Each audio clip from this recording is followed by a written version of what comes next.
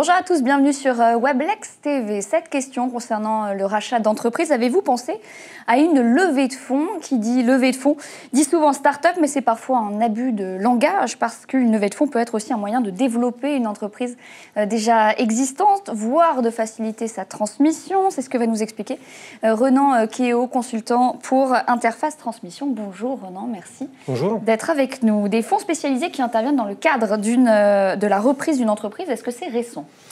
Alors non, il y a une catégorie de fonds spécialisés qui sont dédiés à ce genre d'opération. L'objectif pour eux est de reprendre des entreprises de façon majoritaire, voire ultra majoritaire. Leur démarche, en fait, ils recherchent un dirigeant, ils cherchent un repreneur ou à recruter un dirigeant, de reprendre une entreprise, que le dirigeant soit au capital ou pas au capital, peu leur importe. On va appeler ça un peu une stratégie de build-up, enfin, par exemple. Et puis, plus récemment, mais il y a quand même un petit moment de ça, d'autres entreprises qui sont d'autres fonds qui sont des fonds classiques, eux ont mis en place des supports qui sont dédiés à la transmission pour pouvoir reprendre les entreprises. Donc, comment interviennent les fonds d'investissement ?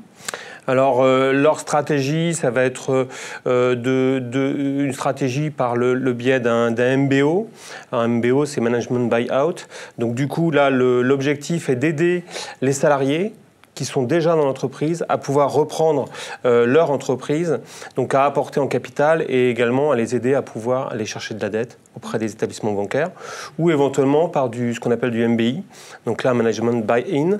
Et du coup, les MBI, c'est plutôt d'avoir une cible, éventuellement que ce soit un repreneur qui amène une cible et de rentrer avec un repreneur, donc qui n'est pas dans l'entreprise, pour racheter l'entreprise. Et reprendre une entreprise avec un fonds d'investissement, est-ce que ça ne fait pas craindre une mise sous tutelle, une sorte de mise sous tutelle qui empêcherait l'investisseur d'avoir les mains complètement libres?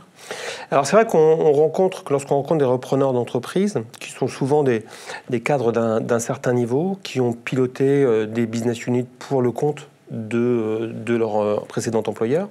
Là, ils se disent, moi j'ai réussi à le faire, donc maintenant je veux voler de mes propres ailes. Je veux être le seul maître à bord, c'est moi qui décide.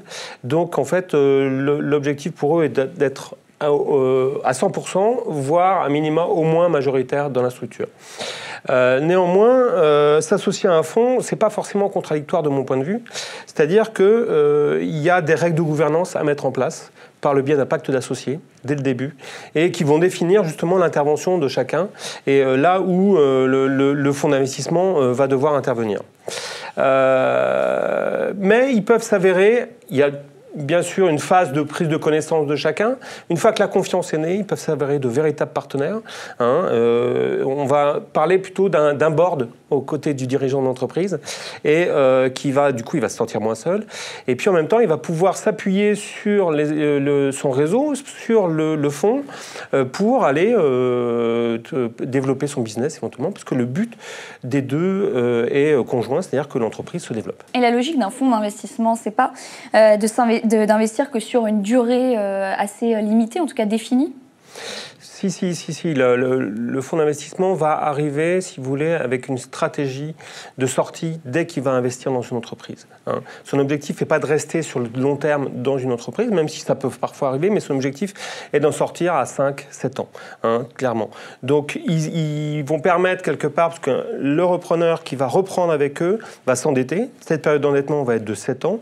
Et au bout de ces 7 ans-là, le fonds va pouvoir sortir en cédant sa participation éventuellement aux repreneurs avec qui ils sont associés.